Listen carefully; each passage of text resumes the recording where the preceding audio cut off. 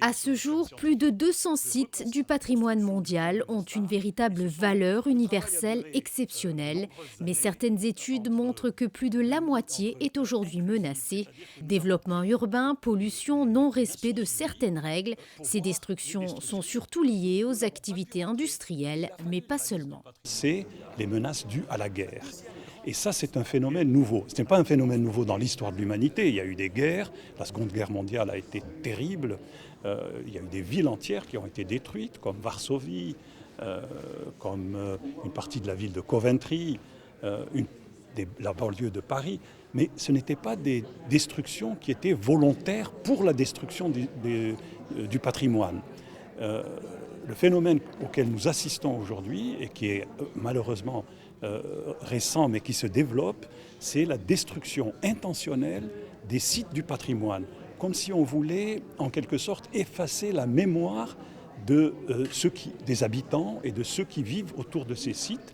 Et certains sont sur la liste du patrimoine mondial. Le patrimoine est indéniablement un héritage du passé. La Convention de 1972 réunit justement en un seul document les notions de protection de la nature et de préservation des biens culturels. En marge de cet accord, de nombreuses initiatives de l'UNESCO permettent de mobiliser les jeunes générations afin qu'elles contribuent au développement durable et à la promotion des valeurs du patrimoine mondial. On a tout un programme que nous appelons le patrimoine aux mains des jeunes. Je pense qu'il est très important actuellement, dans notre monde contemporain, de montrer aux jeunes pourquoi nous voulons préserver les pierres.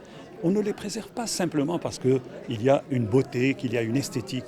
On les préserve parce qu'il y a toute une série d'enseignements que nous pouvons tirer de ces pierres.